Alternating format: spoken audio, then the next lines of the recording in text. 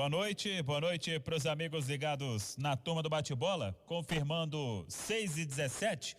Antes de entrar na bola, no time do Filipão, uma informação da tarde de hoje sobre aquela denúncia que foi oferecida pelo Ministério Público de Minas Gerais contra ex-dirigentes do Cruzeiro e empresários. O Ministério Público, ele informou hoje que a denúncia foi recebida pela Justiça no dia 6 de novembro e agora os ex-dirigentes do Cruzeiro, Wagner Pires de Sá, o Itair Machado e o Sérgio Nonato e os outros empresários, eles são réus em ação penal.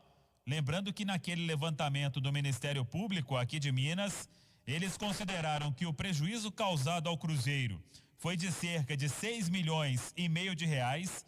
E além disso, o MP pediu a condenação dos investigados e que seja fixada uma indenização ao Cruzeiro por causa do dano à imagem, com o pagamento do valor do prejuízo, 6,5 milhões de reais. Então, no total aí, seria um valor de 13 milhões de reais para o Cruzeiro. Agora é aguardar a justiça com esta informação. Mas, repetindo, a justiça acatou a denúncia oferecida pelo Ministério Público no dia 6 de novembro e agora todos são réus em ação penal. Há pouco até o presidente Sérgio Santos Rodrigues, ele usou o Twitter pessoal para dizer o seguinte, abre aspas, aos poucos, mas de maneira consistente e bem embasada, vamos conseguindo resultados importantes contra aqueles que atentaram contra nosso Cruzeiro.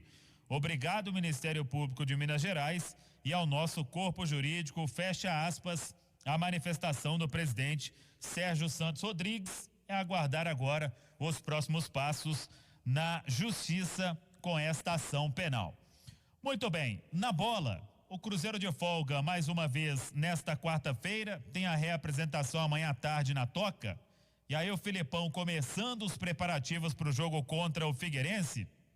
Mas o Cruzeiro está de olho no mercado e perto de confirmar o retorno de Rafael Sobis. O Rafael Sobis há pouco estava em campo contra o Palmeiras no Allianz Parque. O Ceará está tomando uma lenhada do Palmeiras e o Rafael Sobis foi titular.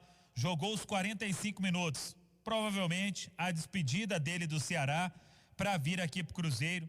A negociação muito bem encaminhada para um contrato até o final de 2021. Com o salário dentro do teto do Cruzeiro, ainda abatendo uma boa parte daquela dívida que o Rafael Sobis tem, e ele tem tudo para trabalhar pela primeira vez com o Filipão. Eu até mandei há pouco a seguinte mensagem para o Jorge Machado, que é o empresário do Filipão e também do Rafael Sobis. Falei, Machado, uma curiosidade, Sobis e Filipão já trabalharam juntos alguma vez? Ele só mandou kkkk e sumiu de novo. Machado é difícil tirar alguma coisa dele. Mas é esta negociação que está muito próxima. Eu acho que o Rafael Sobis deve se despedir dos companheiros no vestiário e aí a diretoria do Ceará vai confirmar a liberação do atleta, porque ele tem contrato até o final de 2020, mas não vai ficar lá. Vem para trabalhar com o Filipão para ajudar o Cruzeiro neste momento. Eu estava até, Léo Figueiredo, procurando uma entrevista recente do Sobis, se não me engano foi para o canal Esporte Interativo, foi em abril mais ou menos, estava naquele começo lá no Ceará, fazendo gols, depois até ganhou a Copa do Nordeste, o Rafael Sobis, e aí ele foi perguntado, ele falou, claro que a idade não é a mesma, mas eu gostaria de ajudar o Cruzeiro de alguma forma. E poucos meses depois, poucos não, né? Abril, maio, junho, julho, agosto, setembro, outubro, novembro. 6 meses depois, o Rafael Sobis volta para ajudar o Cruzeiro. Ainda não é oficial, as partes não confirmam, mas isso vai acontecer muito provavelmente para o Rafael Sobis chegar o mais rápido possível aqui em BH para já começar a treinar com o time do técnico Filipão. Tudo se desenha para isso, Léo. Boa noite. Boa noite, Samuel. Ontem eu já falei tecnicamente, né, que ele pode sim ajudar o Cruzeiro, mesmo sendo veterano. Se a gente analisar a fase do Moreno e do Sassá, que é muito ruim, o Sobis sendo mais uma opção de ataque, Não acho que ele tenha hoje mais condições de fazer lado do campo. Ele não suportaria a velocidade, e o Filipão tem jogadores para isso, tem Ayrton, tem Kaique, tem o Potker que chegou. O Sobis seria realmente uma opção ou para jogar atrás do centroavante ou como centroavante mesmo no Cruzeiro. E você trouxe uma informação importante aí agora, que é o motivo do Sobis trocar o Ceará pelo Cruzeiro. Não só pelo fato dele gostar do clube, ter uma identificação, tem uma dívida que vai entrar no negócio, mas ele tem contrato com o Ceará até o final de 2020. Em 2020 as competições nem terminam.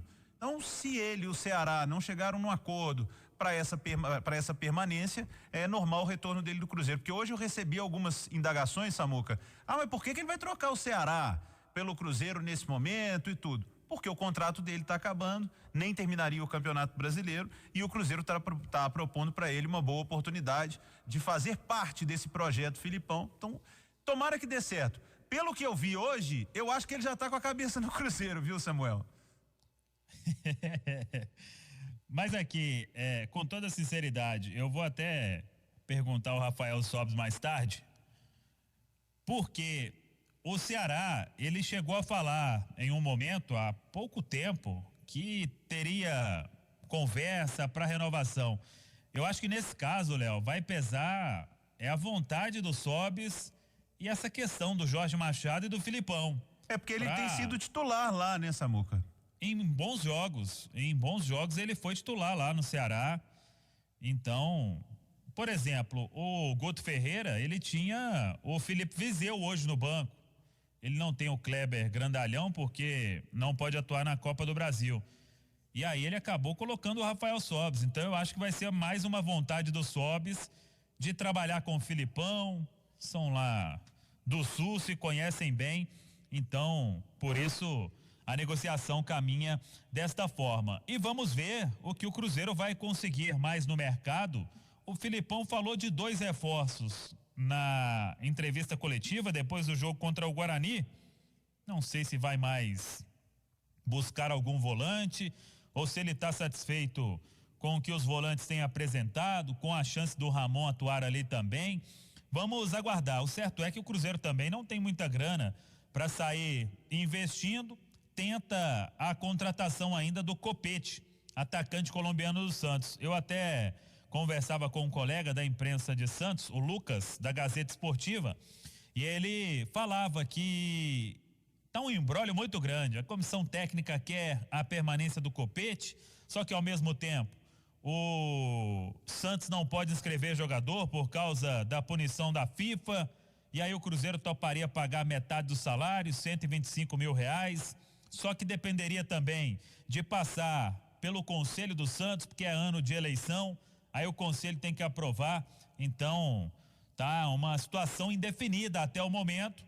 O reforço que pode chegar mesmo essa semana é o Rafael Sobis. Aí vamos aguardar os próximos passos e seguir de plantão acompanhando, já que o Ceará ainda está em campo pela Copa do Brasil. Pra gente fechar, o Cruzeiro, ele tá alterando o dia da Assembleia Geral Extraordinária para votação do novo estatuto, passando para 2 dias, aliás. Seria na semana que vem, dia 19, e aí agora o Cruzeiro remarcando com o edital para os dias 27 de novembro, uma sexta-feira, e 28 de novembro, no sábado. O Cruzeiro explica o seguinte no edital assinado pelo presidente Sérgio Santos Rodrigues. No primeiro dia, os participantes poderão se manifestar sobre o tema e a comissão responsável pela elaboração do novo estatuto. 6h27, um piquezinho aí no Samuel Venâncio falando sobre a mudança, a alteração na data da Assembleia para a votação do novo estatuto, da reforma do Estatuto do Cruzeiro. Sem dúvida alguma é um assunto muito importante, porque o futebol brasileiro precisa de reformar a sua maneira de lidar, né, com os clubes. Não é só o Estatuto do Cruzeiro que é defasado, da maioria dos clubes no Brasil. E o Cruzeiro tem uma oportunidade nesse momento, daqui a pouco, Samuel, de andar um pouco mais à frente, né? Dar um passo à frente, com participação de torcedor, com mais transparência. Então, é uma decisão importante e que a data sendo alterada, o torcedor precisa ser avisado, né, Samuca?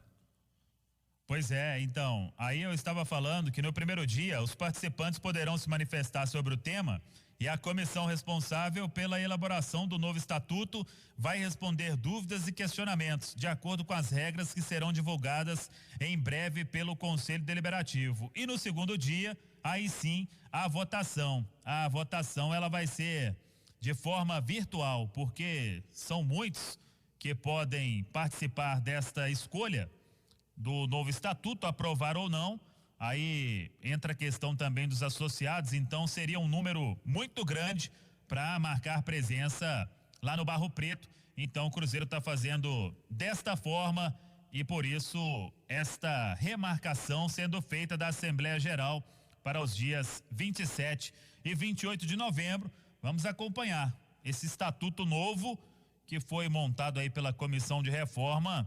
Gerou muita polêmica, muito questionamento por parte do torcedor, aquele grande desejo do torcedor de principalmente votar para escolher o presidente, para uma ampliação, para um estatuto mais democrático. Isso não acontece tanto. Então vamos aguardar também as explicações desta comissão.